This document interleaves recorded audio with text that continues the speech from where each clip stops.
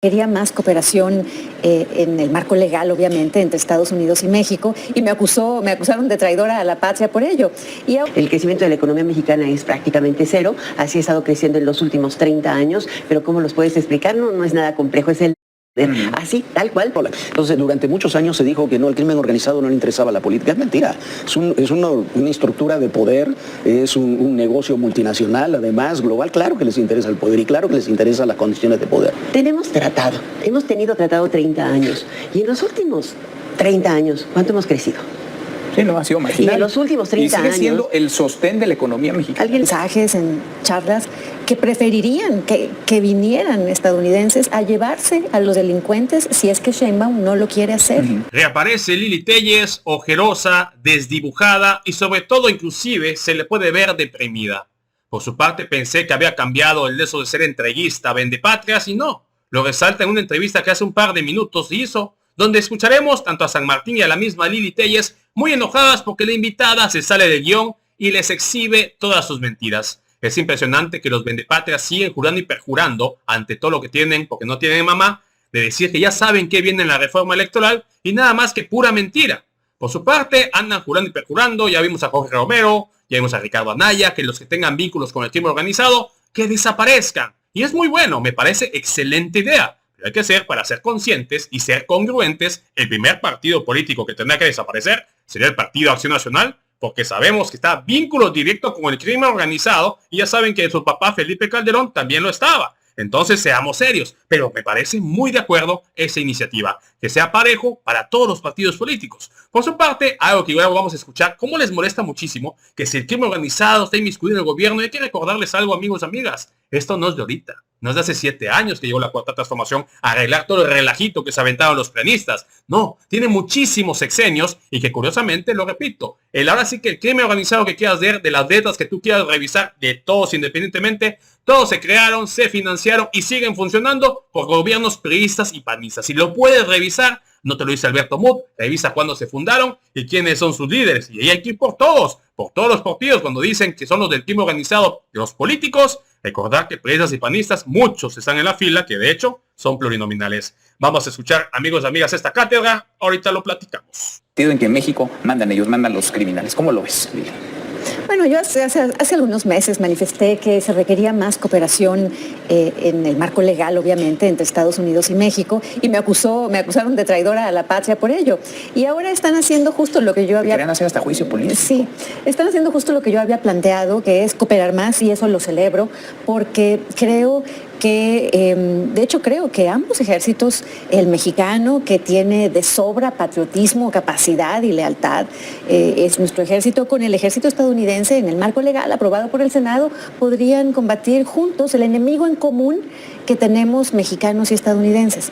Y cuando pide Estados Unidos resultados concretos, me parece que estos no se van a dar hasta que caigan políticos que están facilitando y protegiendo a los cárteles. ¿Y tú ves ese escenario posible o cercano a la realidad hoy por hoy?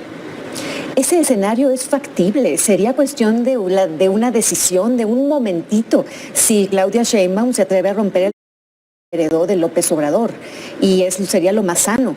Creo que deberían ya las autoridades mexicanas considerarlo como prioritario, porque si no están arriesgando el propio Tratado de Libre Comercio, que es esencial para los mexicanos. Jorge, ¿cómo lo es? Mira, yo estos días estoy insistiendo mucho con una frase que a mí me gusta mucho, que es: la ambigüedad es el mayor enemigo de la eficiencia. Y la ambigüedad en la que se maneja el gobierno mexicano es un doble discurso, ya lo hemos dicho muchas veces. Por una parte, un discurso ultranacionalista, nacionalista old fashion, ¿no? Porque no es un nacionalismo moderno, un nacionalismo de Guerra Fría, ¿no? De Guerra Fría. Y por otra parte, una colaboración que es mucho más profunda de lo que nos imaginamos en algunos temas de seguridad con Estados Unidos. Los 92 enviados, son 92 enviados, pero súmale los extraditados, súmale los que se llevaron, vaya a saber cómo, como el Mayo Zambada y demás, que son operaciones encubiertas. Súmale los que fueron detenidos en distintas circunstancias. Entonces, y esos 100 y algo, son unos poco más de 100, los que se suman en total. La enorme mayoría están siendo testigos protegidos o están buscando un acuerdo de culpabilidad con las autoridades estadounidenses. Entonces tienen toda la información que quieren de la acerca de los acuerdos, y no de los últimos 30 años o de Salinas, Cedillo, Fox, Calderón, Peña, no, de los últimos 6, 7 años. Y de lo actual, no, y de lo que está pasando y de las redes de complicidad de hoy. Algunos fueron detenidos en diciembre y ya fueron expulsados ahora en enero. Entonces, si tú te sigues manejando con ambigüedad y no tomas las medidas, que es lo que está pidiendo Estados Unidos, está pidiendo, a ver, los cómplices y protectores, y esos son políticos y funcionarios, y tú no avanzas en eso, la presidenta o el gobierno quedan atrapados en su discurso, no pueden salir, no pueden avanzar en la relación con Estados Unidos, porque eso es el tema que están pidiendo, te puede gustar o no, pero, y además, por más éxitos que tenga el gabinete de seguridad, las estructuras se mantienen, porque las estructuras se mantienen porque tienen protección y tienen complicidad. Ahora, también se están quedando ya sin fichas, porque si has mandado a 100 números redondos... Pero van a salir otros 100 si tú no desmontas las estructuras. Sí, pero digamos, mandaron a los de muy alto nivel y de repente es como, pues me estoy quedando sin fichas que enviar. Todavía me van a poder encontrar. No, y tienes como 15 narcotraficantes todavía que no has llegado a él. Alicia. No, que no has detenido. Y finalmente, cuando tú tienes las condiciones de reproducción de una relación de poder fáctico, es lo que yo te decía el otro día, o sea, hay una petición muy clara de acción para contener las redes de relación locales, particularmente regionales. Tienes el caso de Sinaloa, ¿no? Y es muy evidente que tienen muchísima información sobre las redes de poder sobre Sinaloa. Lo mismo es el caso de Tamaulipas, lo mismo es el caso de Veracruz, lo mismo es el caso de Tabasco, lo mismo es el caso de Michoacán. No sería gobernador el que es gobernador si no hubiera participado. Zacatecas. O sea, no puedes decir de ningún lugar no hay. Inclusive en las grandes urbes, ¿no? Es un tema que está a flor de piel y finalmente está puesto todos los días en la llaga. Brookings Institution esta semana y desde la semana antepasada ha estado insistiendo una y otra vez. El crecimiento de la economía mexicana es prácticamente cero, así ha estado creciendo en los últimos 30 años, pero ¿cómo los puedes explicar? No es nada complejo, es el así, tal cual, y de pronto te lo encuentras allí, te lo encuentras en el CSIS, en todos los organismos o think tanks ligados al gobierno. No es tan difícil entenderlo. Es un mensaje un día, un mensaje otro día. Cierto, la cooperación es fundamental. Yo estoy absolutamente de acuerdo con Lili. Y es una petición general. Son las encuestas que se publican acá, sí. ¿no? Esa es una realidad. Te sorprendería porque dices, bueno, ya acabemos con esto, por Dios. Ahora, siguen las redes de complicidad, porque sigue la impunidad, sigue la corrupción. Hay un montón de casos para donde veamos, y esto parece que es como taparle el ojo al macho. O sea, te mando algunos, pero acá siguen bien afianzados, cobijados, protegidos por la 4T, un montón de personajes que en el menor de los casos están señalados, incluso algunos denunciados por vínculos con el crimen organizado. De hecho, en la ley Maduro que están cocinando la presidenta Sheinbaum y sus cómplices, lo que hay de fondo en esa reforma, entre comillas, electoral, es que van a blanquear los delitos electorales, particularmente del uso de recursos del crimen organizado. O sea, en lugar de apretar hacia la detención de líderes de cárteles y líderes de cárteles que operan en la política, desde el ámbito político, la ley Maduro lo que trae es poder que no haya una fiscalización correcta. De por sí es difícil y de por sí así se infiltra dinero del crimen organizado en las elecciones. Con esta ley Maduro va a ser más fácil y se va a enquistar en nuestro país. Entonces no solo no veo voluntad hacia endurecer la lucha contra los cárteles, sino una laxitud por el otro lado para facilitar todavía más la participación de los mismos en las elecciones que los lleven a continuar en el poder y desde ahí seguir los procesos. Para abrirles la puerta. Por sí ya hay un montón ahí infiltrados, ya gobiernan municipios, estados. Controlan un tercio del territorio nacional aproximadamente. Ahí hay autoridades, ¿no? Ahí hay presidentes municipales, autoridades, gobernadores. Ya son ellos. Y ellos los controlan. Entonces, durante muchos años se dijo que no, el crimen organizado no le interesaba a la política. Es mentira. Es una estructura de poder, es un negocio multinacional, además, global. Claro que les interesa el poder y claro que les interesan las condiciones de poder. Con este jaloneo México-Estados Unidos vamos a llegar, 2026 es el año, a la renegociación. Revisión, ¿no? Dicen, pero va a ser renegociación, ¿no? ¿Cómo Mira, es una revisión que puede eternizarse, ese es el gran problema. O sea, una vez que inicia la revisión en julio de 2026, puedes no estar de acuerdo y hacer un llamado a la terminación del tratado, a la revisión del próximo año, pero una de las partes puede decir ya no quiero nada y se levanta de la mesa y se puede ir. Sin embargo, sí existe un mecanismo para que puedas irlo revisando año tras año tras año hasta que se vence en 7 años más.